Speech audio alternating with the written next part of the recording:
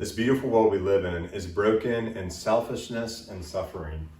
We see this brokenness around us in the world, between us and relationships, and even inside of us.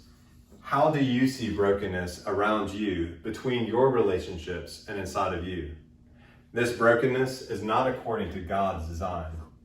God has designed this world as a place of love. He designed this world not only by his love, but also for his love, and he's designed us to love. Jesus says the greatest commandment is you shall love the Lord your God with all your heart, with all your soul, with all your mind, with all your strength, and you shall love your neighbor as yourself. What would this world look like if we followed God's loving design?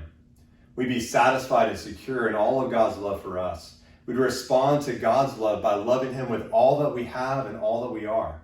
And we love other people as we love ourselves. We love other people as an overflow of God's love for us. We care for them attentively according to their needs, and we treat them with kindness and mercy. This world will be transformed by love. Sadly, we've all forsaken God's loving design to follow our own way. And this is what the Bible calls sin. Jeremiah 2:13 says we all forsake God, who is the fountain of living water, and we dig for ourselves broken wells which cannot hold water. According to Jeremiah 2:13, what do we misunderstand about God, and what are we seeking? We misunderstand that God is the fountain of living water, that God is the all-satisfying source of life. And rather than seeking life in God, we seek life apart from God. We look for life and satisfaction in the creation. We forsake God's love and his law, and we fill our lives with God's substitutes.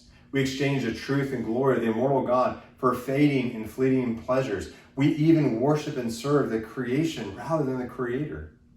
You see, sin is the reason for our brokenness. Now, there are many ways that we try to escape brokenness. We try to escape brokenness through distraction. We distract ourselves from awareness of our brokenness.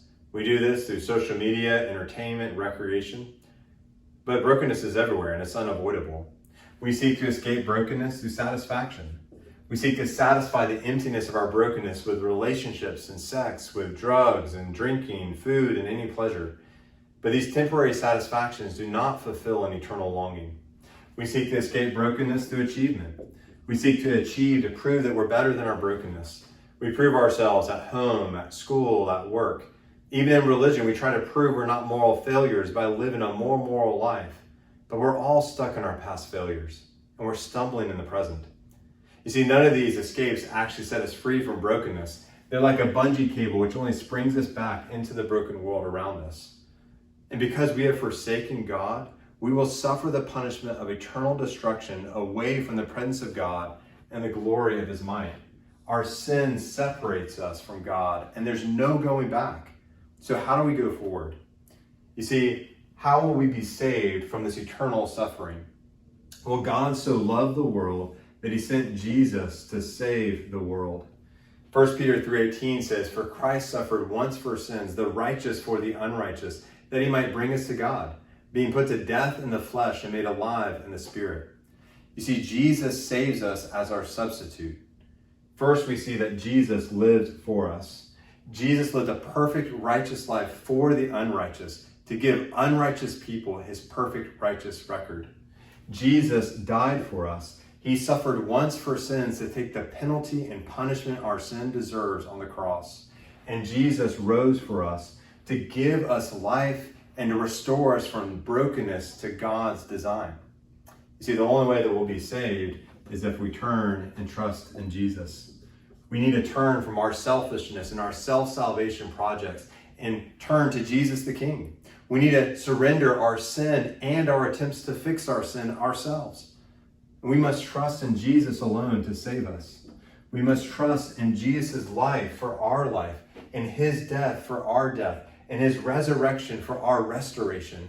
And the promise is that we'll be brought into a relationship with God. And in this relationship with God, we grow in God's love according to God's design. And we go to the broken world to share the good news of Jesus and to serve our broken community. So where are you in this illustration? Are you stuck in brokenness, seeking life apart from God? Have you turned and trusted in Jesus to save you in your brokenness? Are you growing in God's love according to God's design? And are you going to the broken world to share the good news of Jesus and serve your broken community?